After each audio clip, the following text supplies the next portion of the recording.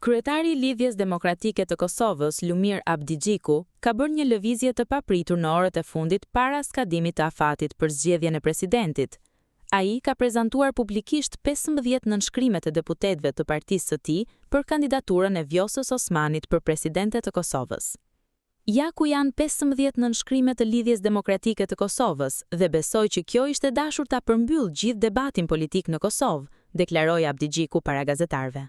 Sipas tij, LDK-ja vepron në mënyrë institucionale dhe çdo propozim i bërë nga LDK-ja është i qëndrueshëm dhe i mbështetur politikisht.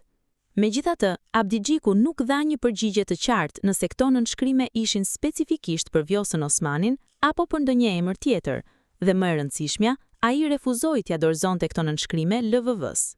Këto nënshkrime s'kam dashur t'i bëj pjesë të lojrave politike, tha ai.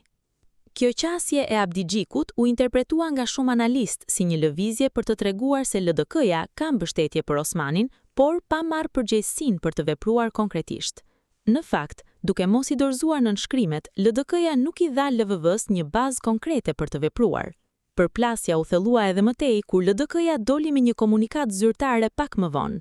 Aty, partia e akuzoi LVV-n se sonte vetëvendosja inicioi përmbysjen e rendit kushtetues të Republikës së Kosovës. Sipas LDK-s, nisja e procesit të votimit pa kuorum kushtetues përbën sabotim të drejtpërdrejtë të kushtetutës dhe vetë shtetit. Ky është abuzim i hapur me kuvendin e Kosovës, shkelje e rëndë e rendit kushtetues dhe përpjekje për të imponuar vullnet parapolitik, thuhet në reagimin e LDK-s. Partia theksoi se Republika nuk mund të merret peng dhe se rendi kushtetues nuk është i negociueshëm.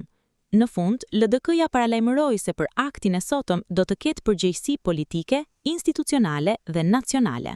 Ndërkohë, në kuvend, LVV-ja vazhdoi seancën pa opozitën, duke propozuar 2 kandidate, Feride Rushitin dhe Hatixhe Hoxhën. Asnjëra nuk mori 80 vota.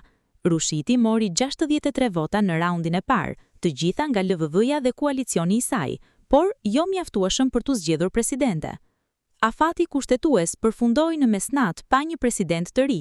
Tani, Kosova do të shkojë në zgjedhje të parakohshme që duhet të mbahen brenda 45 ditësh. 15 nënshkrimet e Abdigjikut mbetën në duart e tij, duke ilustruar bllokadën totale mes palëve.